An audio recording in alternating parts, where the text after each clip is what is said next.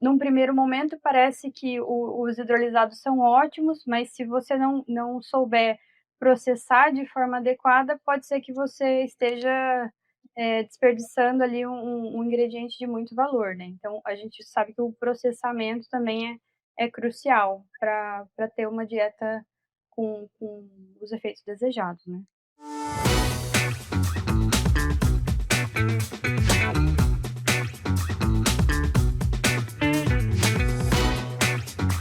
Olá, pessoal, sejam bem-vindos a mais um episódio do Pet Food Podcast. Eu sou Ricardo Souza Vasconcelos e serei o host de hoje nesse episódio, que a gente vai falar sobre o tema proteínas hidrolisadas em pet food, que é um tema que está em alta em pet food. A gente vê nos últimos anos aí a substituição parcial ou total aí pela utilização, né, de proteínas convencionais por hidrolisados proteicos. E para falar, né, sobre esse tema, a gente tem uma convidada especial que eu já vou apresentar para vocês aí logo na sequência.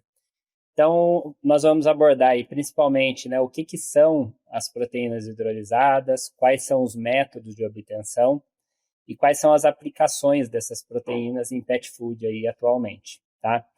Para falar sobre isso, então, a gente vai conversar, né, com a médica veterinária e mestre em nutrição de cães e gatos, Heloíse Cristina de Ramos. Ela é médica veterinária formada pela USP. Ela já participou do programa de jovens veterinários da Nestlé Purina, com ênfase em perda de peso em cães e gatos e nutrição de cães idosos com disfunção cognitiva. Ela é mestre em zootecnia pela Faculdade de Ciências Agrárias e Veterinárias da Unesp, campus Jabuticabal, com um trabalho focado na substituição da farinha de vísceras convencional por proteína hidrolisada de frango, que é o tema aí da nossa conversa de hoje também. E avaliação dos possíveis efeitos metabólicos para gatos, e atualmente ela tem feito doutorado, né, com foco em diferentes fontes fermentáveis aí para gatos também, tá?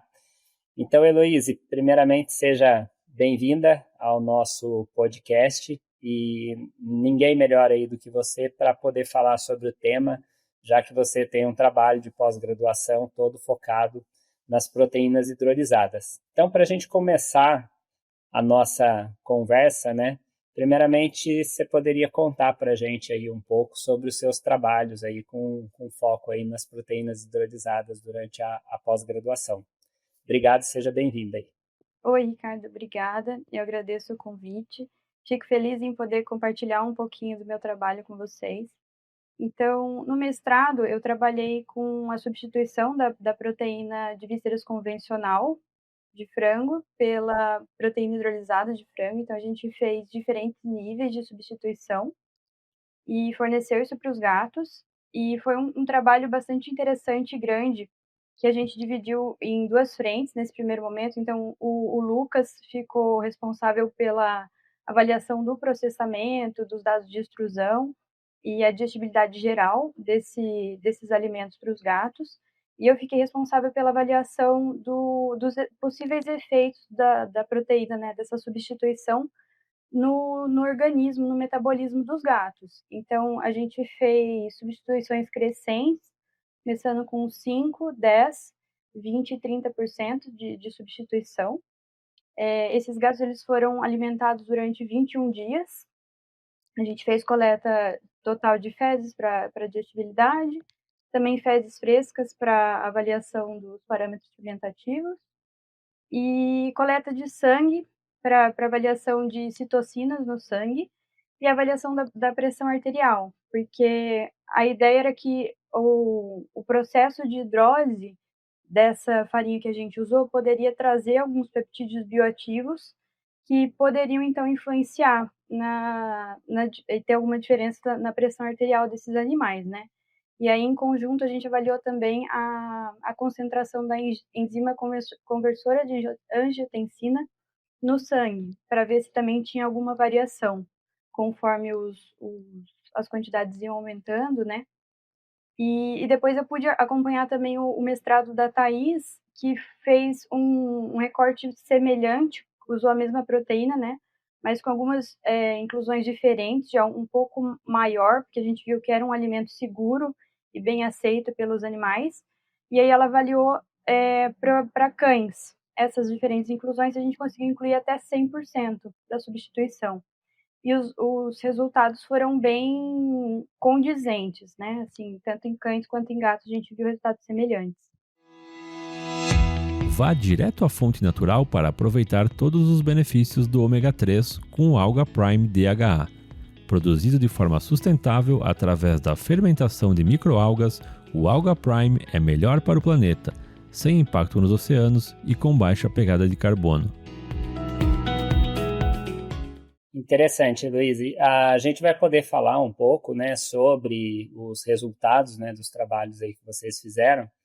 E então vocês estudaram basicamente foram as aplicações, né, com foco na digestibilidade, né, a parte fermentativa intestinal, que hoje também é muito importante, né, a gente sabe a saúde intestinal, né, para os animais e também a funcionalidade. Então a gente vai ter um tempinho aí para conversar, mas se você puder dar um apanhado, um breve resumo aí dos principais achados e benefícios aí que vocês tiveram, né, durante o seu mestrado, que vocês observaram, é interessante aí para a gente saber um pouco mais do seu trabalho.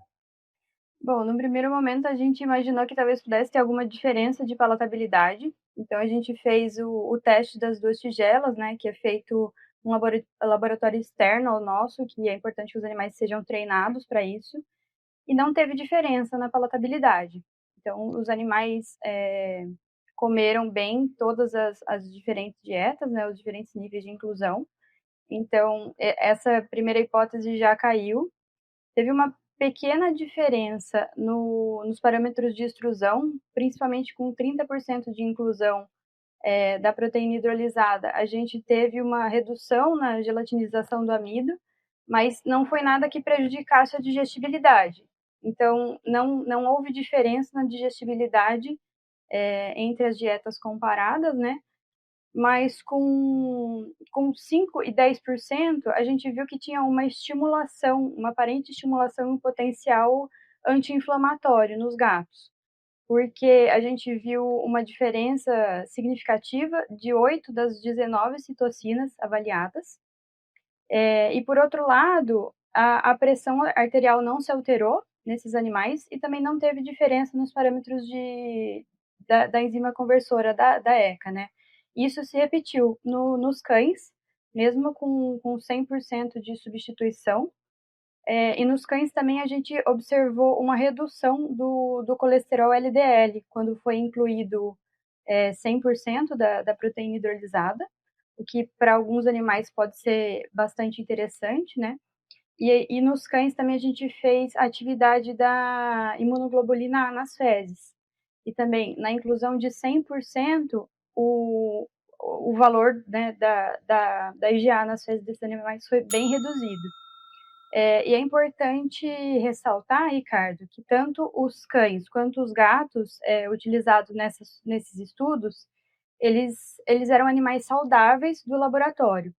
Então, a gente tem que ter um pouco de cautela num primeiro momento, dependendo do direcionamento, né? Se for incluir ou sugerir para um animal com determinada condição clínica, é preciso entender, né? Potenciais benefícios. Exatamente, porque hoje a gente tem foco também na nutrição, né, Heloísa?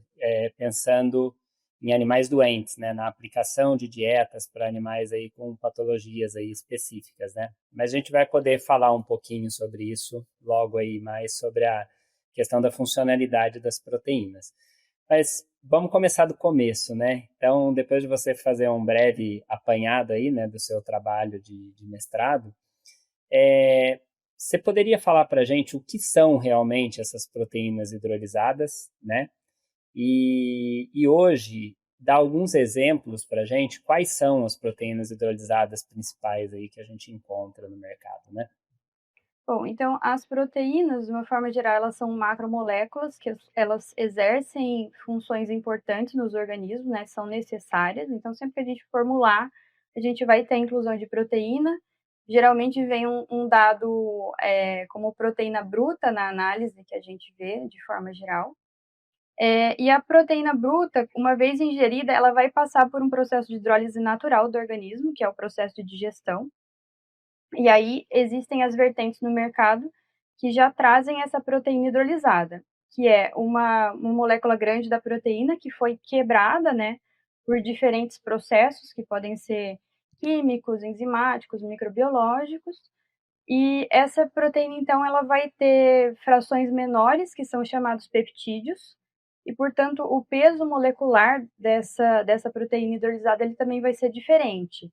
E quando a gente fala em condições clínicas específicas, esse é um ponto importante para ser considerado, porque isso vai dar uma ideia para a gente da reatividade do organismo frente a essas proteínas. Se o animal vai conseguir digerir melhor ou se pode ser que tenha alguma dificuldade digestória, e aí a gente direciona o uso também, né, dessas proteínas. Legal. Bom, vou puxar um gancho desse aí da aplicação, né, de proteínas menos reativas, mas antes, né, no seu trabalho de mestrado, você comparou, né, a proteína de frango convencional, que a gente chama de farinha de vísceras, né, com a proteína hidrolisada de frango, né? E você mencionou aí que o trato digestório ele faz uma hidrólise, né? Então, qual que é o principal benefício da gente já ter uma proteína hidrolisada em relação a uma proteína convencional, por exemplo? Principalmente no caso das vísceras e algumas outras matérias-primas que são originais aí antes da gente fazer o processo de hidrólise, esse processo ele vai fazer com que alguns nutrientes ou algumas características daquele ingrediente escolhidos, que até então não eram biodisponíveis, porque o animal talvez não tenha enzimas ou capacidades digestivas para processar aquele composto, eles já possa então estar disponível. Uma coisa bastante comum, assim, seriam algumas enzimas que podem facilitar a digestão dos carboidratos, ou, por exemplo, o animal não consegue digerir uma lactose, então, de repente, se usar uma lactase para pré-processar esse ingrediente, pode ter uma digestão facilitada. Então, o animal que seria reativo, ele pode consumir aquele ingrediente de uma forma usual sem ter nenhuma reação, né, adversa. Entendi. Então fazendo uma analogia, né, com os carboidratos, no caso das proteínas aí, seriam enzimas específicas como proteases, né, que vão fazer essa quebra e tornar, vamos dizer, diminuir aí a dificuldade, né, do organismo em fazer a digestão aí dessas proteínas. E você mencionou, né, a questão delas serem menos reativas, né? Você podia falar um pouquinho mais para a gente quais são os benefícios, né, dessas proteínas aí serem menos reativas no organismo?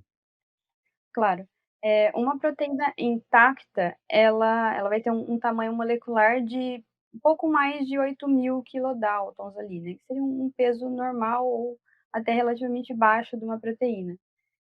Então essa molécula ela vai ser reconhecida pelo organismo por diversos receptores. E para organismos que são mais sensíveis, esse reconhecimento pode ser gatilho, desencadear algumas reações. No caso dos animais que são alérgicos ao alimento, ou alguns animais que são atópicos, essa estrutura grande da proteína, ela vai então ter uma maior reatividade. Quando a gente faz o processo de hidrólise, então essa estrutura vai ser fracionada, a gente vai ter os peptídeos, que podem ser de peptídeos, né, até peptídeos ali de 10 ramificações, com um peso molecular bastante menor, então bem abaixo desses 8.000 kilodaltons, geralmente para uma dieta ser considerada hipoalergênica até menor do que 3.000 kilodaltons é o esperado, né, para essas dietas. Então, o organismo que reconhecia aquela molécula grande e desencadeava uma série de reações que eram gatilhos, né, para alergia, por exemplo, a partir do momento que tem aqueles peptídeos menores, não vai desencadear essa reação, não tem esse gatilho. Então, o animal consegue consumir, consegue se beneficiar, né, e ter o aporte de nutrientes e aminoácidos que ele precisa, sem ter uma reação alérgico-alimentar. Legal. E hoje, dentre as proteínas hidrolisadas, né, quais são as principais proteínas hidrolisadas que a gente encontra aí nos alimentos para cães e gatos, Heloísa? A mais comum nos alimentos comerciais hoje, nos alimentos até coadjuvantes, são os hidrolisados de soja, mas a gente tem também, como nos estudos citados, os hidrolisados de origem animal, então de víscera, hidrolisado de fígado, tem hidrolisado suíno, tem também alguns hidrolisados de leveduras. E aí, dependendo de qual foi o ingrediente original que gerou esse hidrolisado, a gente pode ter uma composição nutricional diferente, principalmente quando diz respeito aos aminoácidos, né, o perfil de aminoácidos desse ingrediente que a gente vai tratar então. E a gente tem também de origem animal o hidrolisado de penas, que tem uma ação super exclusiva e específica que é direcionada para animais que são atópicos, que tem inclusive uma reação a um alimento hipoalergênico. Então ele é um hidrolisado de pena que, inclusive para muitos animais, vai ser uma proteína inédita, né. É importante a gente também entender esse conceito, que existem as proteínas intactas, as hidrolisadas e as inéditas. A gente só vai saber qual é a proteína inédita para aquele animal a partir de um inquérito alimentar bem feito, uma consulta nutricional bem estruturadas para entender quais foram as proteínas, as diferentes fontes que aquele animal já consumiu ou teve algum contato, né? Interessante. E você colocou, né, que essas proteínas elas têm um peso molecular específico, né, para elas serem consideradas aí hipoalergênicas, né? Você colocou aí abaixo de 3 kilodaltons, né? E hoje, né, nos alimentos hipoalergênicos, você pode falar para a gente um pouquinho, né, essa classificação? Todo alimento hipoalergênico é igual? Todos atendem essas especificações ou não? É um pouco discutido, né, porque, assim, o animal também ele pode ter alergia a outros compostos, então para um alimento ser considerado hipoalergênico de fato, a gente precisa ter certeza que ele passou por uma linha de produção específica e, geralmente, eles usam também outras fontes de carboidrato, com menor potencial alergênico e não só as fontes de proteína, né, e também os palatabilizantes que são incluídos depois, às vezes eles também precisam ter alguma diferença, porque a gente sabe que tem alguns palatabilizantes que são com derivados de frango, de suíno, e o animal pode também ter reação com cruzado, né, com esses palatabilizantes. Então, cada caso precisa ser considerado de forma individual, né? E o animal pode um alimento hipoalergênico pode ser muito bom para um e pode não funcionar para o outro. Então, Sim, tem essas diferenças, né? exato. E você falou aí do palatabilizante, né? Isso é interessante, né? Porque hoje a gente está com o nosso tema aqui, né, sobre proteínas hidrolisadas, né? Tratando isso como algo novo, mas em pet food há muito tempo a gente já usa, né, os palatabilizantes, né, em alimento seco. E esses palatabilizantes, eles são, né, proteínas hidrolisadas, né? Você poderia fazer um paralelo para a gente, assim, qual que é a diferença, né, entre um palatabilizante, por exemplo, e uma proteína hidrolisada convencional? Claro, a gente tem usado, né, as proteínas hidrolisadas como fonte nutricional, né, de aminoácidos e tudo mais para o animal, enquanto o palatabilizante ele tem o propósito de aditivo, né, para favorecer o consumo do alimento pelo animal, né? Mas em termos de composição, né, você poderia fazer um paralelo aí entre eles para a gente, para entender um pouco melhor? Sim. Bom, quando a gente fala da inclusão do hidrolisado como ingrediente, ele vai entrar no processo produtivo desde o do início da mistura, da moagem, então ele vai passar por todo o processamento mecânico e térmico, no caso dos alimentos secos, né, de extrusão, e isso pode fazer com que exista complexação de aminoácidos que estão presentes nessas proteínas, né? E a inclusão vai ser ali para gatos, por exemplo, de 30 até 100% no caso das dietas experimentais que a gente fez, né? Então, existem implicações na complexação e no resultado final dessa proteína e na disponibilidade desses nutrientes para os animais. E já nos palatabilizantes, principalmente quando a gente fala do palatabilizante em pó, e até o líquido, na verdade, né? Mas depende da espécie que está sendo tratada, o pó é mais usual para gatos, né? E o líquido ou o pó para cães, ele vai ser incluído ali no final já do processamento. Então, ele vai ser incluído no recobrimento. Então, o processo térmico e mecânico nele é diferente e geralmente as inclusões vão ali variar entre 1 e 2%. Então, a quantidade é diferente e o perfil de aminoácidos também. Então, a gente sabe que tem alguns aminoácidos que são mais atrativos, né, que chamam mais atenção para os gatos, por exemplo, como o glutamato, que dá aquela característica umami do alimento, né? Então, ele incluído no final e como menor quantidade, ele tende a estimular, então, essas características olfativas e sensoriais do animal para estimular o consumo, né? Interessante. E a palatabilidade é algo muito importante aí para cães e gatos, né? Então, sempre que a gente pensa em desenvolver um novo ingrediente, né? Um dos aspectos relevantes, né, que é a palatabilidade, justamente o animal, ele tem que ser atraído por aquele ingrediente, porque senão não adianta ele ter um benefício nutricional se o animal não tem atração por aquele ingrediente, né? Você poderia fazer um comentário sobre as proteínas hidrolisadas, quando a gente compara, né, com proteínas convencionais? Fazer um apanhado para a gente aí sobre a palatabilidade. São ingredientes bem aceitos? Não são, né? Para a gente entender um pouquinho melhor isso aí. Eles são ingredientes bem aceitos e, assim, nos testes que a gente fez aqui, pelo menos, não houve uma diferença, assim, também nenhuma preferência maior para o alimento hidrolisado em relação à proteína convencional, mas também não houve uma recusa. O que alguns trabalhos, alguns levantamentos bibliográficos sugerem é que, dependendo da característica de peptídeos, de aminoácidos que se tem naquela composição, principalmente para gato que tem um sensorial um pouco mais refinado ou que percebe um pouco mais, se você tem alguns aminoácidos, por exemplo, os ramificados, depois do processo de extrusão pode ser que tenha um sensorial amargo. E aí o animal pode ser que venha a recusar o alimento. Mas não existem disponíveis trabalhos que sejam direcionados e cheguem a fundo nisso, dizer, olha, tem tal aminoácido e por isso o animal não recusou, ou tem esse aminoácido especial e por isso o animal comeu mais. A gente ainda não tem esses dados na literatura.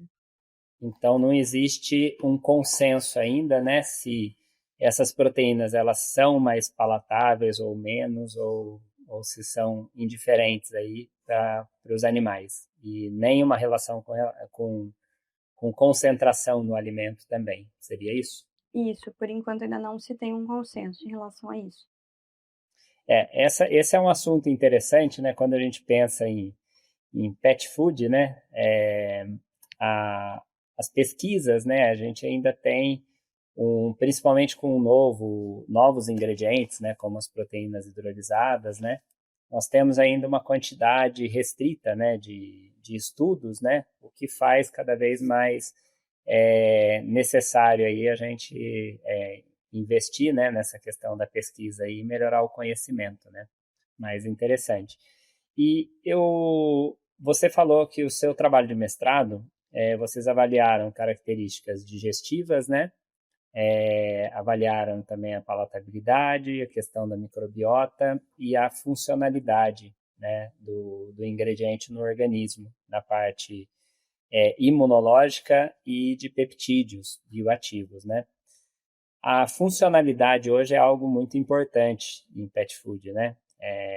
Então, a questão da busca, além do alimento nutrir, ele trazer benefícios à saúde, né? Adicionais. E quais seriam as funcionalidades principais em termos de proteínas hidrolisadas?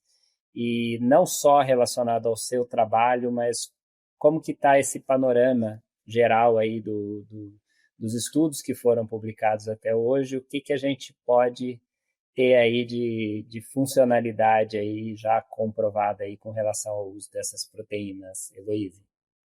Então, o conceito de peptídeos bioativos, eles são justamente esses aminoácidos ou esses peptídeos que vão desencadear outras funções no organismo, além do aporte nutricional. Então, existem alguns trabalhos que são principalmente relacionados a humanos e em alguns organismos, camundongos, ratos, ou até alguns trabalhos in vitro, que demonstram funcionalidades, como, por exemplo, essa característica de reduzir a hipertensão, né, reduzir a inflamação. Alguns relatam o controle no colesterol, outros definem propriedades antimicrobianas, então, como possíveis substitutos para antibióticos, essas coisas que tem se buscado, né, o desenvolvimento. Então, assim, a gente tem um alimento funcional que consegue promover um benefício de saúde para o animal, sem que ele precise de medicamentos, ou que, é claro, se o animal estiver doente, você tem que tratar, você tem que cuidar do sintoma e dar o suporte para ele. Mas se tiver um alimento que consegue auxiliar em, de repente, diminuir uma dose do medicamento, né, isso seria muito benéfico, porque é uma coisa que o animal, a pessoa vai consumir todos os dias, e que seriam propriedades normais e naturais ali do que ele já consome, né. Mas assim, muita coisa que se tem relato. Então, para humanos, camundongos, teste de laboratório, coisas in vitro. Para cães e gatos ainda, a gente está estudando isso desde 2020, mas são poucos os estudos que realmente conseguiram avaliar essas propriedades, primeiro no ingrediente, conseguiram manter essas propriedades, esses peptídeos ativos, depois do processo de produção do alimento. E, além disso, esses peptídeos eles têm que ser resistentes, né, de certa forma, ao processo de digestão também, porque principalmente essa atividade ou essa função dele vai ter na parte de absorção intestinal, ou até de funcionalidade de lumen intestinal, quando a gente pensa em modulação da microbiota e geração de outros compostos que possam promover a saúde intestinal, né. Uhum.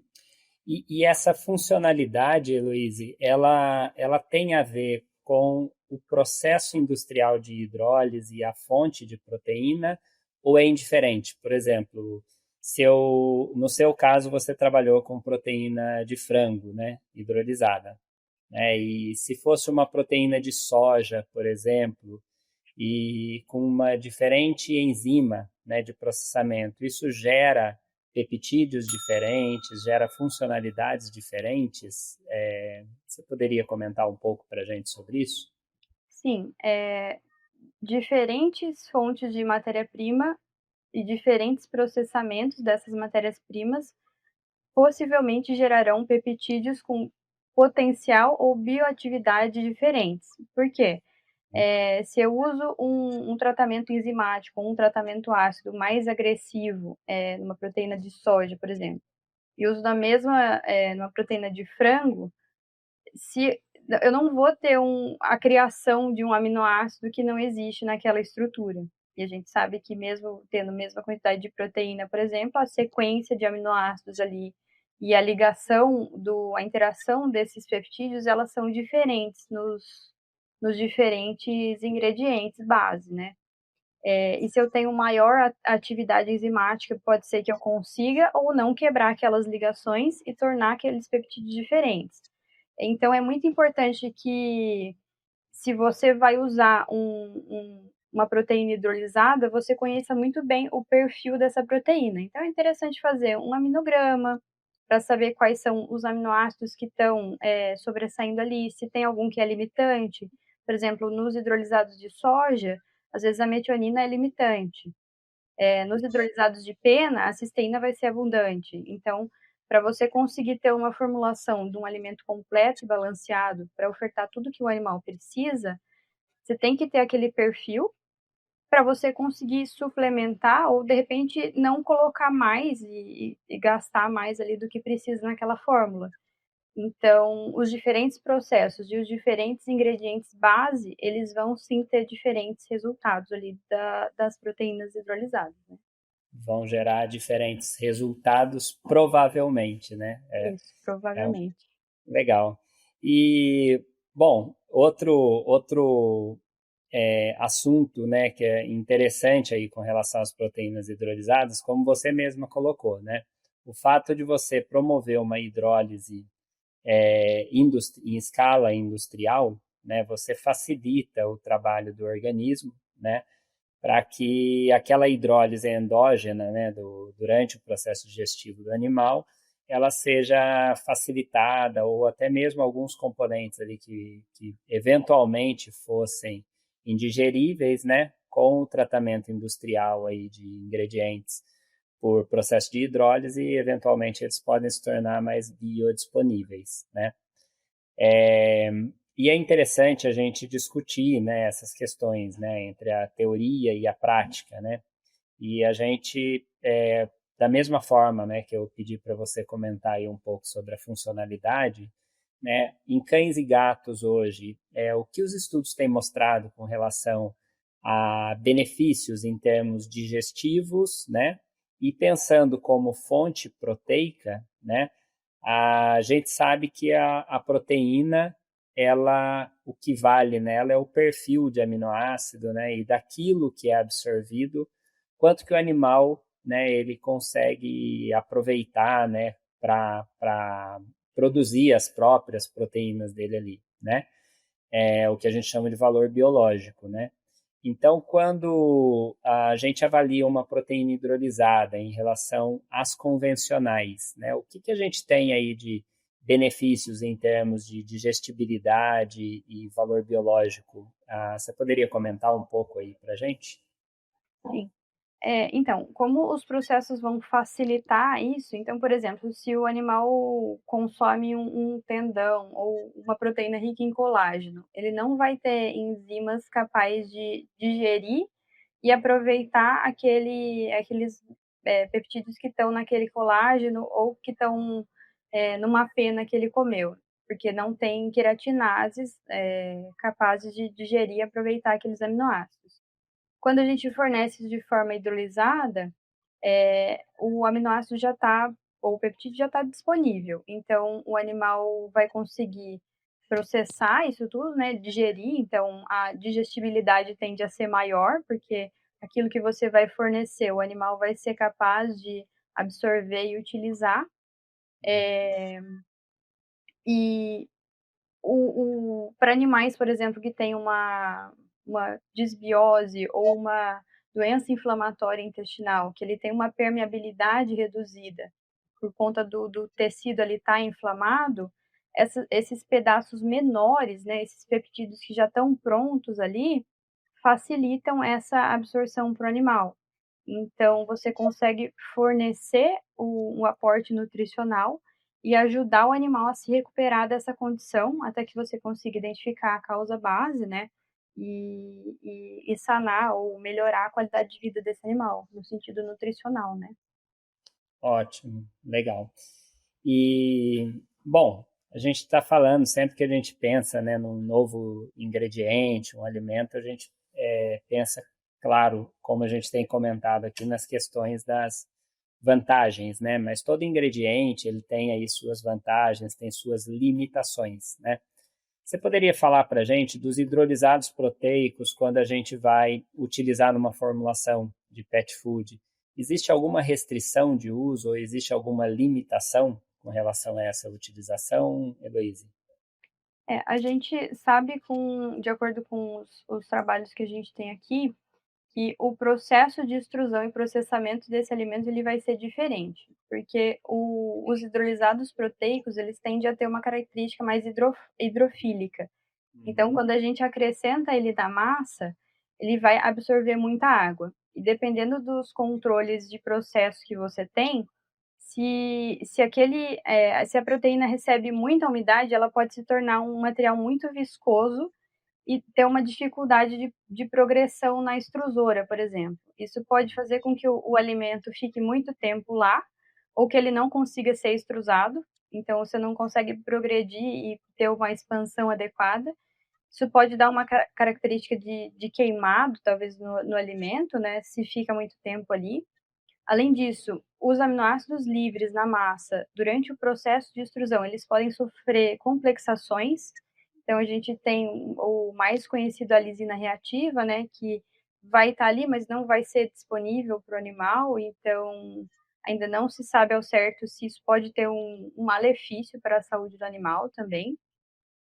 Além disso, se você tem aumento de determinados aminoácidos, pode ser que tenha influência na palatabilidade, né, no sentido de dar um sabor mais amargo ou até o cheiro, né, um pouco, que alguns animais tendem a ter até alguma repulsa, né, mas assim, depende de cada animal e a gente sabe que do gato é diferente do cão. Então, num primeiro momento parece que os hidrolisados são ótimos, mas se você não souber processar de forma adequada, pode ser que você esteja desperdiçando ali um ingrediente de muito valor, né? Então a gente sabe que o processamento também é crucial para ter uma dieta com os efeitos desejados, né?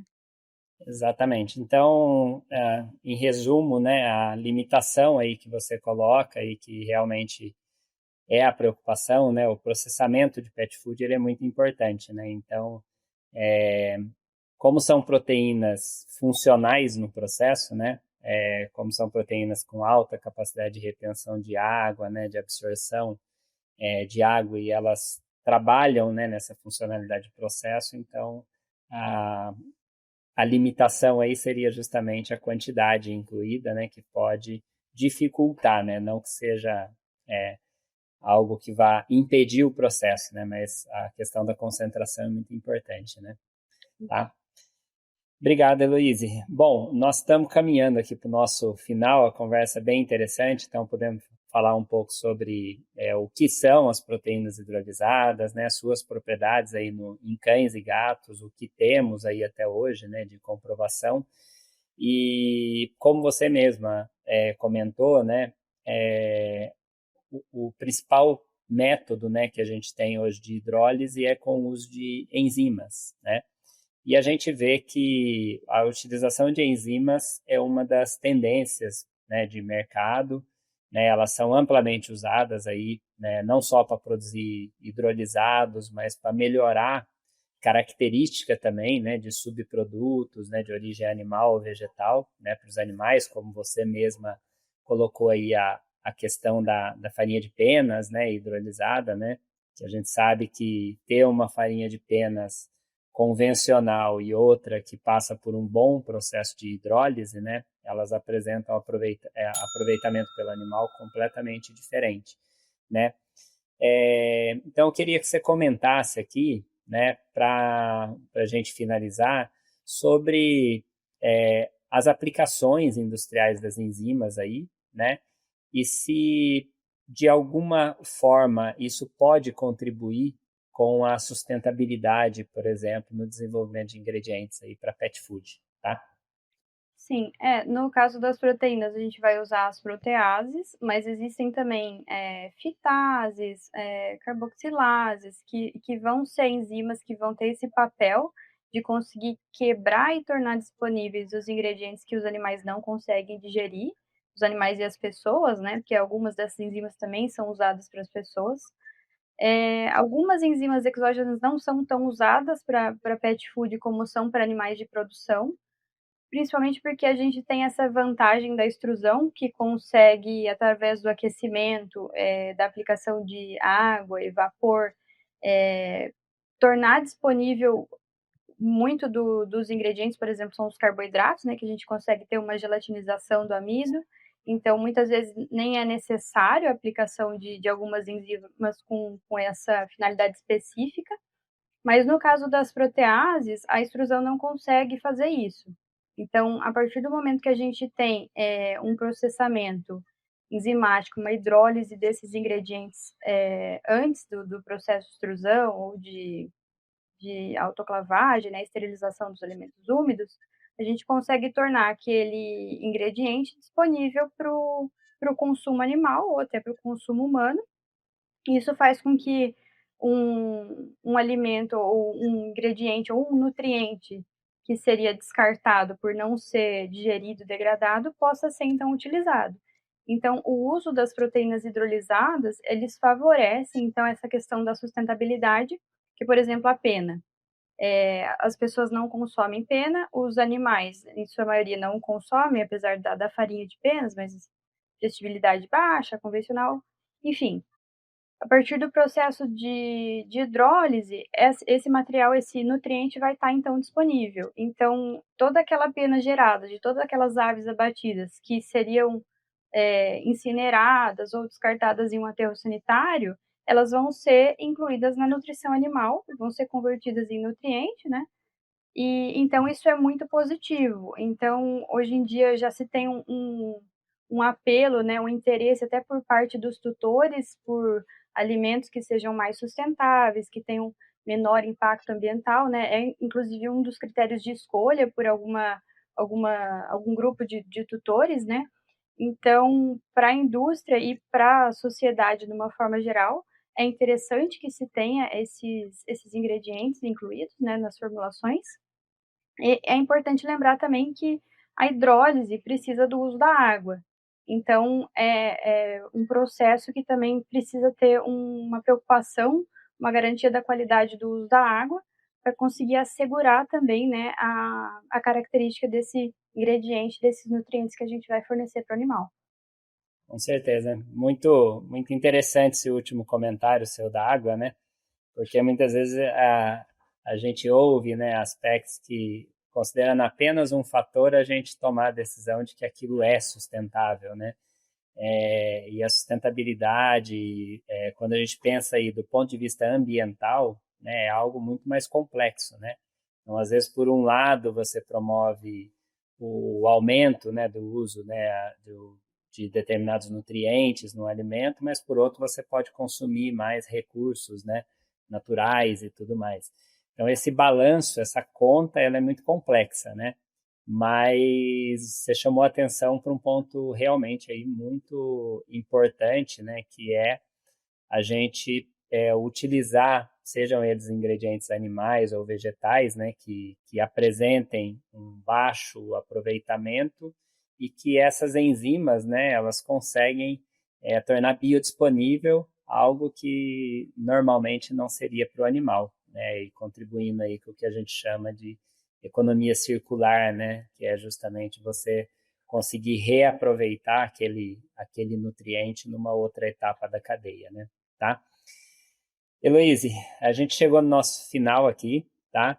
Eu gostaria de agradecer a você, parabenizar aí pela nossa conversa, acho que foi muito instrutiva, né, em termos de aplicações, né, hoje em pet food das proteínas hidrolisadas e gostaria de deixar, né, você à vontade aí, se quiser fazer algum comentário final aí com relação às tendências, né, futuras aí com o uso dessas proteínas, o que temos e o que precisamos, né, desenvolver ainda nesse aspecto, tá? Legal, Ricardo. Bom, eu acho que é importante a gente levar em consideração que não é porque um assunto está no momento que talvez ele seja mais adequado, né? Então, cada animal, cada tutor, cada veterinário vai conseguir dar um direcionamento melhor para o que o animal precisa e para o que ele tolera, né? Porque às vezes a gente tem uma formulação muito boa, mas não é palatável para aquele animal, ou o tutor não consegue adquirir, porque a gente sabe que os alimentos que contêm hidrolisados ainda hoje são um pouco mais caros, porque eles são talvez coadjuvantes, muito específicos, então para alguns animais pode ser uma restrição para alguns tutores. Mas de forma geral eu acho que a gente ainda tem muito a desenvolver no sentido da aplicação, né? Entender melhor como esses alimentos vão ser absorvidos pelo animal, pela microbiota, né? Isso também a longo prazo, porque é um assunto relativamente... As proteínas hidrolisadas estão aí há muito tempo, mas as pesquisas são recentes, então a gente ainda tem que estudar um pouco mais, principalmente pensando nessa bioatividade. Então, se para algumas espécies e situações funciona, se aplica, para cães e gatos a gente vê que hoje em dia ainda não, pelo menos com os desenhos experimentais que a gente teve, né? Então, eu acho que ainda tem muito que aprender e que, enfim, a gente tem que continuar pensando e discutindo soluções, principalmente no sentido de sustentabilidade e melhor uso das coisas, né, dos ingredientes. E fico muito feliz em poder ter participado e contribuído, né, para fomentar essa discussão. Muito obrigada pelo convite. A gente que agradece e obrigado, então, em nome do Pet Food Podcast, e gostaria de deixar um agradecimento aí em nome de todos aí e aos nossos ouvintes, então, esse episódio aí bem informativo a todos, tá? Obrigado, Heloíse. Até a próxima.